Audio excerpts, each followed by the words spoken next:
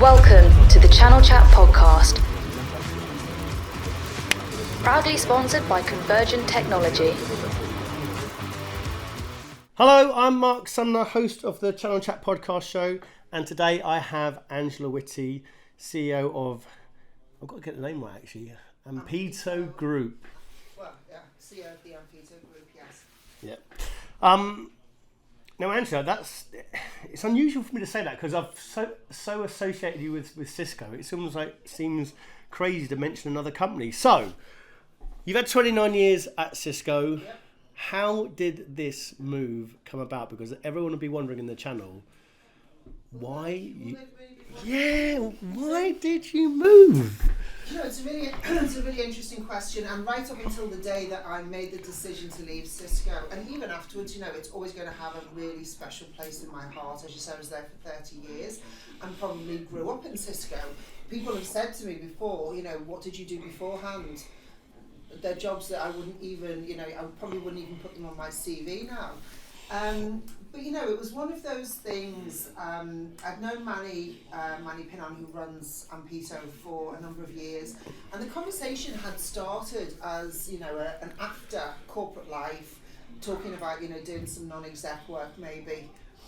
And I think I had in my head that I wanted to do something else. You know, I didn't want to be the person who, you know, closed the door and switched the lights off, you know, after all those years. And I just had in my head that I wanted to do something else, and I was looking around Cisco and didn't know what that something else was. And then, you know, the conversation with Manny just sort of went, well, why don't you come and join us and, you know, come and be our CEO? And here I am. Did you explore options in Cisco before you left, or because you said there you might have been looking at stuff, but where to go when you've got your job? Well, it is absolutely the best job in Cisco, by far the best job. You know, it's fun, it's very diverse. You get to meet, you know, lots of different people if that's your thing, and it's a really high-profile job as well. You know, it's time-consuming. But there is a huge element of fun just because of all the people that you meet. And I think in a big organisation, you're always thinking about what your next move could be. So I wasn't actively looking, but you tend to find, you know, if a job comes up, you'll know about it, or if somebody is thinking about you for a job, then they will approach you. So you're always sort of looking, but this was just too much of a good opportunity to miss. It's given me a whole new lease of life, if I'm being honest. I'm doing things that I would never have done if I'd have stayed within Cisco, where you're very siloed within your particular area. So yeah, it's been a great move. Don't get me wrong, there were the people who've said, really? You know, as you said, why? Lots of people would have said. Do you think? I think they would. I think lots of people would have said, why is Angela doing that? And I'm not saying you had a cushy number. I'm sure it's a very hard job. I'm not saying you had a cushy number, but it's a fun job. You're going out and seeing partners. Everyone knows you. You're going out. It's fantastic. You know, fantastic job. Brilliant awareness. Great brand. Great vendor. No. Even my dad said to me, "What? Yeah. You've been there for 30 years. You've got a good job. You know, you get to do all these fantastic things. Why are you leaving?" And it was just the opportunity to do something different. And I didn't want to get to the end of my career and say, I wish I had. And that for me was a big thing. And as I said, it's no lack of love for Cisco. You know, I will always have a strong affection for Cisco. But yeah, I just needed to do something else, I think. Let's take you back to where it all began, because you're from Liverpool originally. I am, yes. Although I think I disguised my accent quite well. How did you get into tech? I'd like to say that it was a well thought out career map, but in fact it wasn't. And sometimes I have to admit to my own children, you know, as I'm telling them, do your homework, you know, work hard at school, be the best that you can, do well in your exams. I have to admit to them that I was none of those things. I didn't do particularly well in my exams at school. Just through, you know, it's always a bit tedious. So anyway, in my early 20s, I left Liverpool to go and live in the Midlands with my then partner, and he worked for DHL, and his job then subsequently moved to Belgium. So there I am, I'm sort of 20 something. Why not? Why not go and why not go to Belgium as well? And I was literally looking for. I didn't speak French or Flemish. And I was looking for a temp job. So you moved over to Belgium, no job, just the boyfriend. Just a boyfriend, moved to Belgium, and I'm looking for a temp job. And I get this 3 months, I did a couple of other things, and then I get this opportunity for a 3-month contract at this small tech company. You know, the recruiter said to me, do you know anything about networking? Now this is also a little known fact. I just studied to be a programmer, which when most people who know me would say, again, a programmer. Mm-hmm. So I'd done programming. So when the recruiter said to me, do you know anything about networking? I could sort of reference a few lectures that I'd attended on. I mean, it'd probably be all very outdated now. So anyway, I had an interview and I got this 3-month temp job at this little company called Cisco, mm-hmm. and that was back in 1992, which I know ages me terribly. And the rest is history. You know, it was the part of the whole internet boom of the 90s, and the company was like growing at a phenomenal rate. So providing you were hardworking and, reasonably sensible, there was always something different to do. And 29 years just flew by. They couldn't have had many employees then back then, did they? No, I think I remember going to it was like an all hands event. So all of the people in Europe, and there were probably about 150 people there. We took over Club Med in, I can't remember where it was. But yeah, the whole of Europe would be in one place at one time, which now would be unheard of. Yeah, unbelievable. Now, bringing you back up to date now, obviously you've run the partner community for Cisco for 7 years. Yeah.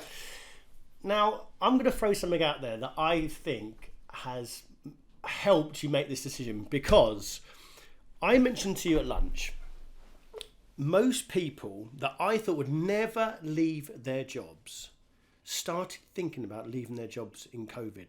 Now, did that have an element for you? And what I mean by that is, normally, you're very social, you're out, drinks, customers, lunches, golf days, whatever it is.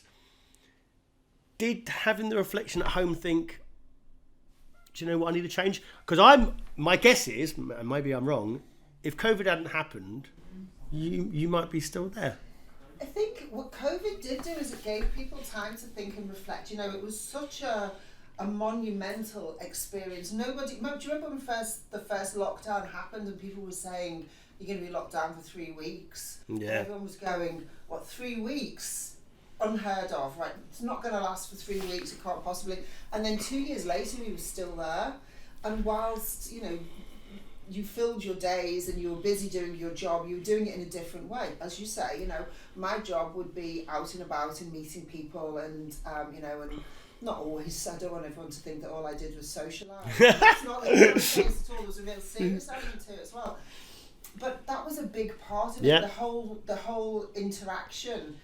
And then suddenly, when you're taken out of that, I think a lot of people have had time to reflect about, well, you just have time to think. When you're on that treadmill of, you're getting up every morning early, you're going, I would be travelling maybe 3 or 4 days a week into London.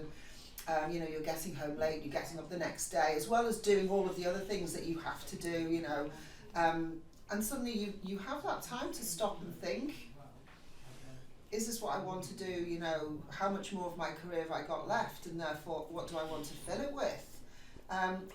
Whilst I don't think it was specifically, the pandemic and lockdown, I do think that played a big part of it, because you have got time to reflect.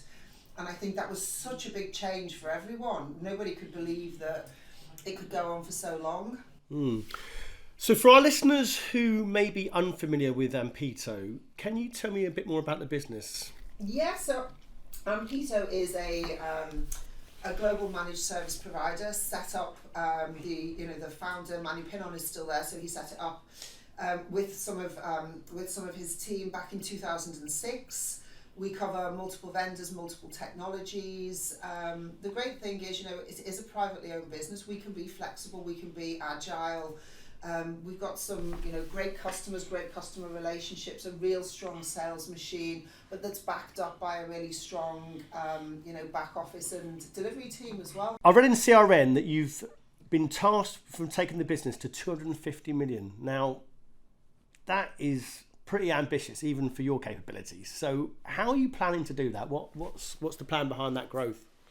So, one of the things that the partners always used to ask me when I was running the channel organisation was, how do we be successful? In those days it was, how do we be successful at Cisco? But I think it's true of anything. To be really successful, you need to focus on the things that you do really, really well. So we're looking at the moment, we're going through a process of planning, what do we want to be famous for? Identify the customer sets that we think that we have a really strong proposition with. Doubling down what we do with our existing customers, which we have a fantastic, we have a fantastic sales team who have some really, really strong relationships. So we're doubling down in the areas where we know we can be really good. And then, because we are a privately owned business, we can be flexible and we can be agile. And it's about, how do you build out from that real core of excellence that you have to do things that help your customers to meet their business, their business challenges as well. So it's about focusing on what we do well, and then growing that out. Not trying to be too ambitious, not trying to do things too quickly, and we will have to build the team as well. We are a very lean team at the moment, doing some great stuff with some really small team of really good people, but we are going to have to grow as well, and then expand out our customer set. Now, your role at Cisco was heavily weighted to focus on the partner community. Mm-hmm. So how are you finding the shift now working with end users? Or actually now, in fact, the partners you were helping, you're now in competition with them. So are they not taking your calls now? They're just ignoring you now. Of course they're taking my calls. One of the things that probably most people are unaware of that I actually did see, and the one thing that I loved about my job running the channel was, you think about everyone competing, but when you actually get all of those people together in one room, the collaboration is huge, right? They're all talking, they share ideas. There is a real good spirit in. I'm not talking just about the Cisco channel, the channel in general. Yeah. And more business is done now partner to partner than I would say partners in.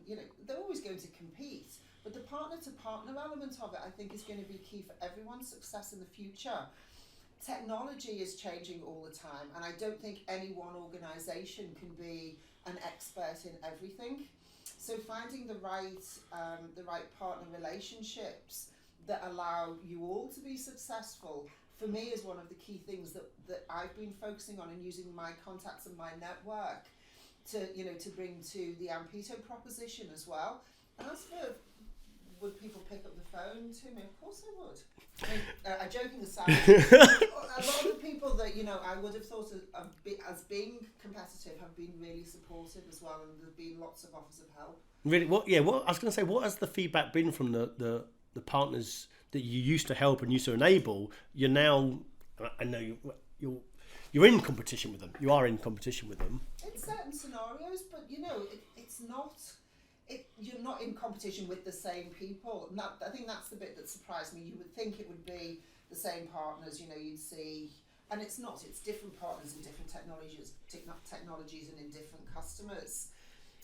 But as I said, I would say the co-opetition is probably stronger than the competition. What would you say then for you was the main challenges from being in a very partner-led role and then suddenly going into a brand that's not as well known, obviously, and also end user focus? Is it been a real culture shift, culture shock as well? Yes, the job is very different. If you think about it, in a big organisation, everyone has you work collaboratively with your peers, but everybody has the area of the business that they are focused on and that they specialise in.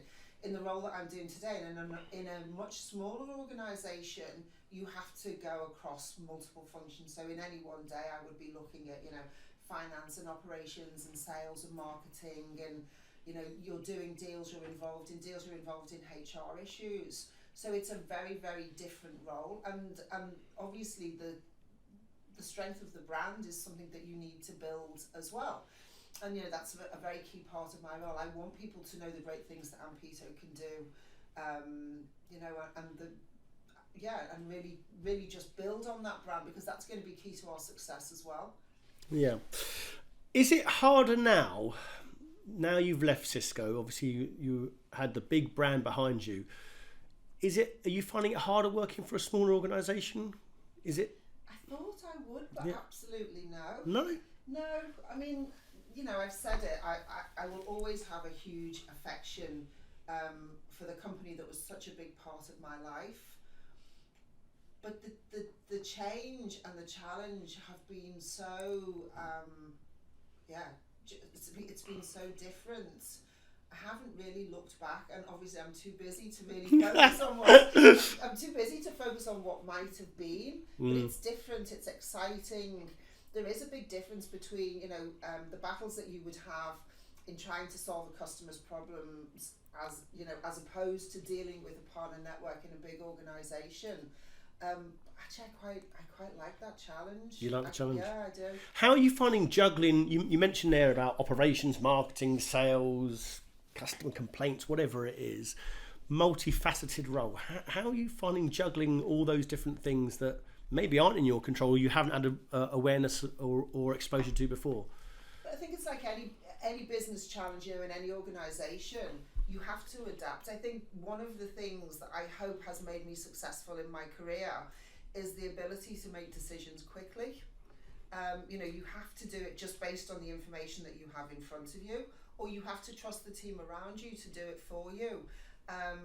And we do have a good team.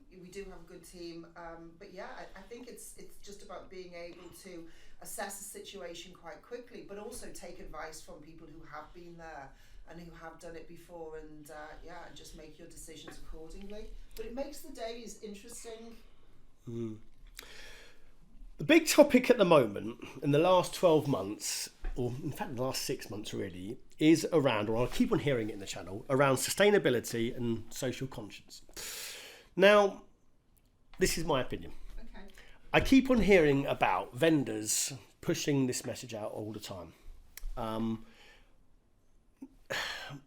Is it a big consideration for smaller companies? Have they got it on their radar? Because I don't really hear small partners talking about sustainability. I just hear this message coming out from the vendors. So why is that? And do you think smaller companies are actually, is it on their radar? Of course, it's on their radar because customers are asking for it, particularly big organisations. They will have a sustainability report. Right, that's a really valuable sales tool for a smaller organisation, for a partner trying to sell into them, because it's something which is really important to them. I think as businesses and as people, we should all have something in our heads around sustainability and doing the right thing, even if it's as small as, you know, single-use plastics and, you know, switching the lights off and just being generally aware. I'd like to say that we've got a fully baked sustainability strategy ourselves. We haven't. We have the ideas, we have the inception. Where it becomes really important to us is how can we use technology to do some of that ourselves, but how can we use it to help our customers meet their challenges and the challenges that they've set for themselves. But it is something that as businesses we're all going to have to do, because there are government guidelines around it now as well. Do you think there's going to be incentives from the vendors for businesses to be more sustainable? I think you'll probably see it playing out in the accreditations and rebate programs. It wouldn't surprise me, and I'm not speaking, you know, out of any, it hadn't happened before I left Cisco, but it wouldn't surprise me if you saw accreditation programs and rebates being paid around sustainability, and people can specialise as a sustainability partner. And there are partners who do things like that today. It's an interesting point around accreditations and rebates. Now you're on the other side, and you've probably been touted by other vendors that you maybe not have spoken before.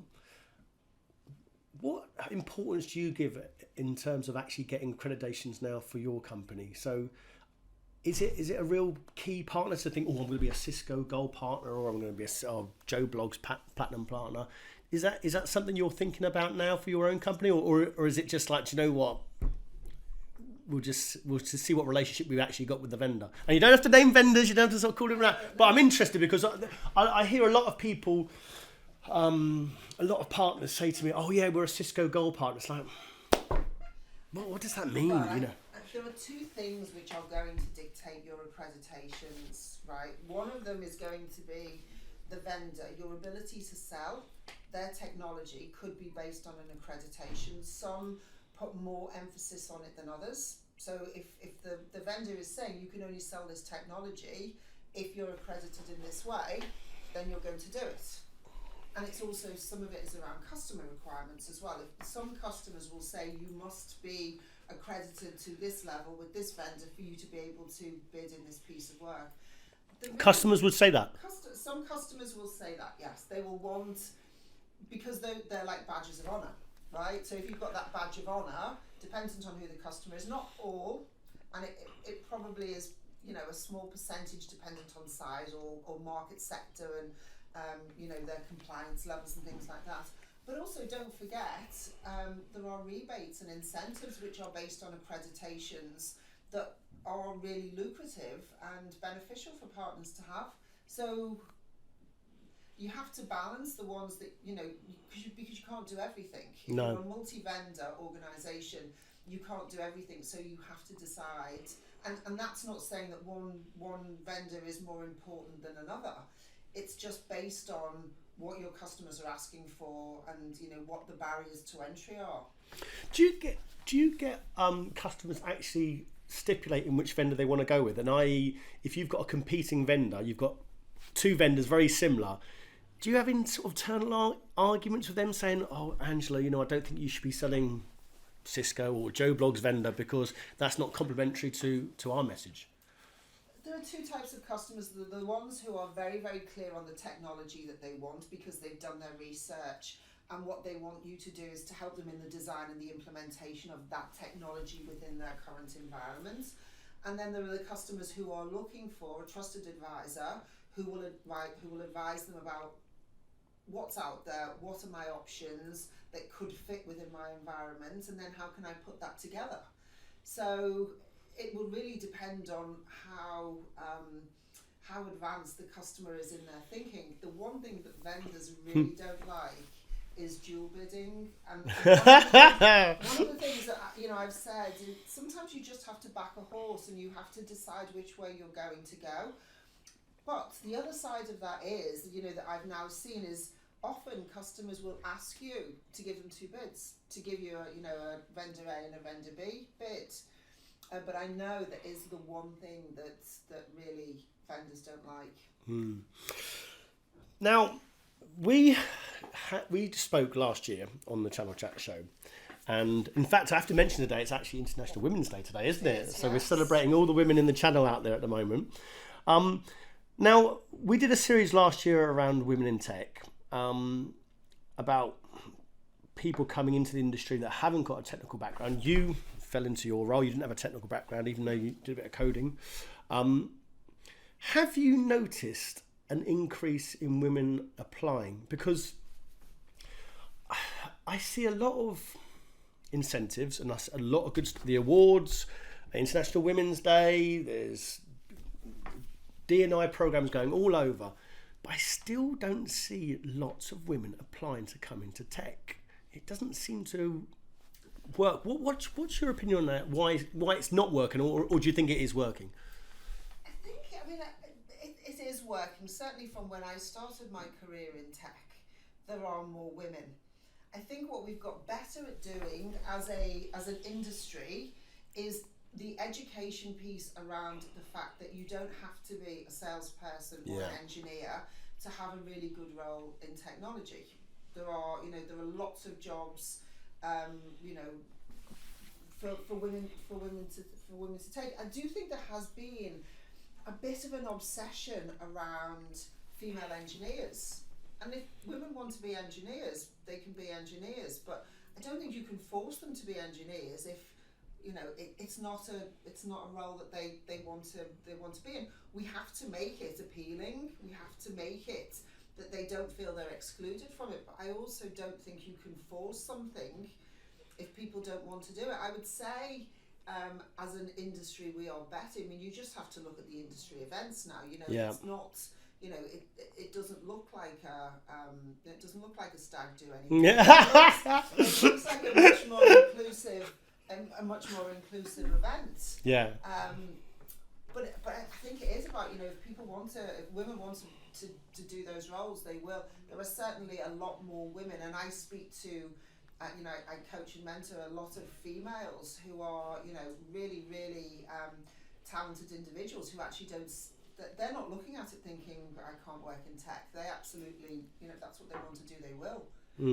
Because there is a big push on getting more women in tech, and you know, it's a great industry. So how do you think we can encourage them to come into it? And you mentioned there about there's other roles: marketing, sales, operations, customer services, overlay roles, etc. And there's maybe not the awareness, but how do you think we can encourage people to come into this great industry? I think we all have to be role models. You know, we all have to be able to tell our stories about how we ended up in it. Because if you spoke to most, I wouldn't even say it's just women, a lot of the people that I know who have senior roles in the channel didn't actually start off looking at jobs in technology. No. They've come from all different backgrounds. They've fallen into it. And a lot of people have fallen into it. So I think it's about people telling their stories and actually making it known that there are the roles out there, that people can. I think we have an obligation to focus on developing early in career talent as well. You know, how you see young people in any industry, you know, how do you help them to be successful? Because it can be quite daunting, because you do tend to find a lot of strong personalities as well. And sometimes it's just about telling stories, letting them realise that nobody has got success. You know, it's not like we were all born into these great roles that we have. It's a lot of hard work, but if you're prepared to put the hard work in, you can do it. We hope you're enjoying this episode of the Channel Chat podcast. And now a few words from our sponsor. Channel Chat is brought to you by Convergent Technology. The Convergent team is made up of experienced and innovative IT professionals. Our mission is to disrupt the traditional reseller market, and we want the most aspirational salespeople to join our team as part of our journey. We know IT sales has a bad rep, so we've created a rewarding culture with the best remuneration and career progression in the industry. Check out convergenttechnology.com for more info. I mentioned this to you at lunch, that I said you were a bit of a risk taker, weren't you? So, if someone wanted to emulate your career, and you've had a fantastic career, what advice would you give to them if maybe they're a bit risk adverse? Well, if you're a bit risk adverse, I mean, it might be a bit different. Don't get me wrong, I'm not, I don't make I don't think I make stupid rash decisions, although my father would tell you probably differently. Yeah. But I think it's about a balanced risk. One of the influences that I had early on in my career at Cisco was a guy who was ex-CIA. And really interesting character, had lots of fascinating stories to tell. And one of the things that he said that he left with, that has always stayed with me rather, is it's better to ask for forgiveness than ask permission, which is that whole thing around taking risks. And sometimes, you know, he used to say, right, if you're doing something and it's with the right intention and it's, you know, with the customer's best interests at heart, sometimes you're just going to have to go for it and, you know, trust that everything's going to be all right in the end. And that's sort of stuck with me all through my career. You know, if you think it's the right thing to do, then sometimes you've just got to go for it. And, you know, it's so far, touch wood, has worked. Now, Angela, when you took over the role as MD of the partners, your children were sort of 11, 12, 13 years old. Yeah, quite a difficult age to do that. Now, most people, and we mentioned it at lunch, how did you juggle being a full-time mother and having a serious job, which wasn't 9 to 5? Yeah. How did you juggle it? Because it's a big jump to do that job at a time when your children go to senior school, secondary school, that sort of stuff. So how did you cope with it? You know, it wasn't easy, and the reason it wasn't easy was because there is such a large element of the job which is quite social. So it's not necessarily, well, in fact, most jobs are not 9 to 5. But you know, there's the beauty of working in technology is that you have access to up-to-date technology. So you know, you have your phone, you have your tablet, you have all of the collaboration tools at your fingertips. So it wasn't unheard of, and you know, there are other women that I know in the industry who I would see, you know, whose children were at the same school as my children. You'd be coming in for parents' evening, you know, on your phone and sending messages, sending emails. Really, then it doesn't really matter where you are, and I think it comes back to, you know, one of the other debates that people have been talking about, you know, on the back of the pandemic, which is that, you know, work is not a place.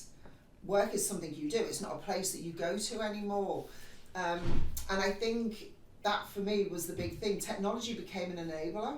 Yeah. So working in technology was actually a real benefit. So I could, and I was always able to balance my, you know, my work and my personal life. So my children never felt like they were totally abandoned, because I didn't want to just, you know, leave them with, you know, childminders or anything like that. So there were the times, but they had to also balance as well, and they had to understand there were the times when I had to work and they would have to be with a friend or a, you know, or somebody else. But I think it's worked out well in that they are now 18 and 21, don't really need me very much anymore, and are getting on with their own lives. And I still have a really fulfilling career. If you ask them, I don't believe that they would tell you that they missed out on anything either. So I think that, if anything, is a reason as to why women can work in technology. Yeah. But you've got to be quite disciplined in when's the right time to be in work and when is the right time to be at home. And you know, it can sometimes be. It's not always easy to get the balance right. Yeah. No. Absolutely. Now, you have interviewed lots of people over the years, and you mentioned that your company now is going to be recruiting. So, when interviewing people, how can a candidate really impress Angela Whitty?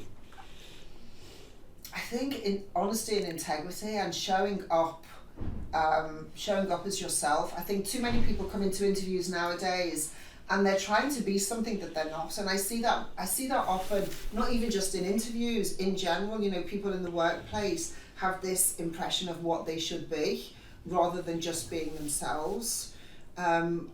Just be yourself, right? Be clear about what it is that you want, but be prepared. I've actually interviewed people, they wouldn't know, in lots of organisations, they haven't done any research on the organisation that they are, you know, that they're coming to speak to. They just see it as being a job. Does that annoy you if they don't turn up prepared? Yeah. Anybody turning up for anything not prepared, I find really annoying. Even if it's like just in time preparation, know something about who you're going to see and why you're going to see them, and have a story about it, whatever that is. But the other thing that I used to always advise people is, when you go into an interview, don't be like everyone else, right? So most people turn up and they just wait for someone to ask them questions. Yeah. I used to always say, you know, when it was a really important job to them as well, what's going to make you different from the person who's just walked out of the room and maybe the half a dozen other people before. So think about how you're going to mix the interview up a little bit. And it's not always about, you know, coming with your 30, 60, 90-day plan. But how are you going to turn the situation around that makes you stand out from everybody else? What's the best interview question you've been asked? Oh, the best interview question we've got. There are so many. Actually, I haven't been formally interviewed for such a long period of time.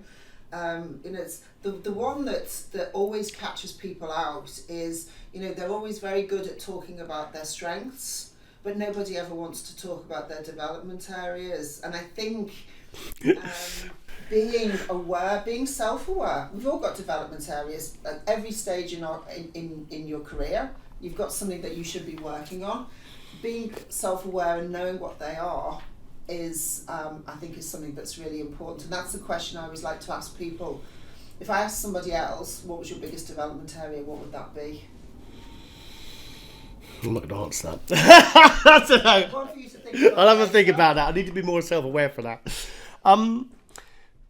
What is the funniest thing that's happened to you in an interview, either as a candidate? In fact, you haven't been a candidate for so long, only recently, as a hiring manager during an interview.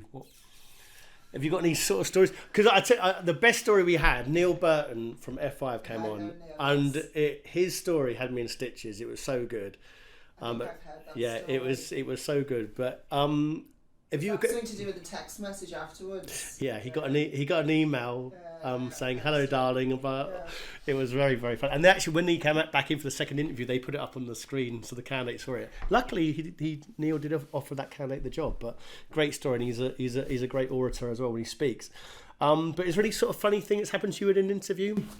I mean, you always get the candidates, who turn up, and it could almost be like they've come for the wrong job. You're asking them questions, and they are so badly prepared that you do think, why are you even here? And I remember a few years back, there were myself and a couple of guys I worked with, who were interviewing as a panel, and the sign that, we were done with the interviews, one guy used to put the top back on his pen, and that was the sign that the interview was like this it's unspoken language between the interviewers that was it. It was done. But yeah, I think the amount of candidates who will turn up ill prepared is quite shocking. Yeah, it's really quite shocking, and not even just in junior positions, in senior positions as well. You think why actually here? It's funny. My funniest interview story actually happened at Cisco. So in about 2004, I sent a candidate down to Cisco. His name was Robert. I won't give his surname. He lived on the Great West Road, so nearish to Brentford, nearish to Bedfont Lakes. And he had a panel interview with, I think it was Tracy Wheeler, Jill Andrews, and Nigel. I can't remember his surname actually, Nigel. Anyway, he went down for the interview, and they're going through the interview process, and Jill says to him, how did you get here today? And he said, I got a bus and this, that, and the other, and then I had to get a taxi. And he said, you don't drive? And he says, no, I don't drive. So she said, how are you going to get here how are you going to get here every day? And he went, how am I going to get here every day? And he hadn't even worked. He'd gone to the interview. He hadn't thought about it. He turned up by planes, trains, automobiles to the interview, but he couldn't get there every day, but he still turned up for the interview. But that's what I talk about being prepared. You wonder why people have actually come for this job, and I don't know whether that's I don't know whether you should. Yeah, it's a very strange one. Yeah, it's really funny. What advice would you give an ambitious person who's looking to progress like you have up an organisation? Well, you have to be true to yourself. Don't try and be like somebody else. I think there are too many people who feel that they have to fit a particular image of what an organisation thinks. I think being unique and different is absolutely the most important thing. We talk about. Everyone talks about inclusion and diversity, and for me that's not about how many women do you have in your organisation, or how many people of different ages or cultures. It's about everybody being able to bring the best of themselves to work, and the only way that you can do that is if you're true to yourself. And I think providing you work hard, you show up every day bringing the best of yourself, that's all that any organisation can ask. It isn't really about, there isn't any secret sauce. Some of it is, you have to be in the right place at the right time as well. And you have to make when I joined Cisco back in 1992, I didn't know that was the right place and the right time for me. But I think I think it probably was. Yeah, absolutely. So my last question, and you are a great person to ask this because you sort of fell into the job and fell into tech. What are the main factors you think people ought to consider when weighing up whether they should go into the tech industry? What are the main factors? I mean, I think even really about technology. Technology has its quirks like any other industry, but I think everybody has to think about, if you're looking for a job, what are the things that you enjoy doing in your job? I think technology has there are lots of different facets to it. There are many different jobs that you can do within the banner of technology, but I think you need to think about, what do I enjoy doing? Because you're going to spend a long time doing it. And does that play into the skill sets that I have? Because if those two things aren't, if they're not right, it's not going to be the right career for you. I would just say technology is a great place to be. It's certainly given me and lots of other people a great career, and I would advocate it to anybody. But think about what you want to do, where do you want to be, what do you want to be famous for, and then stick to it. Angela, you've been a great guest. Thanks so much for your time. Thank you for having me.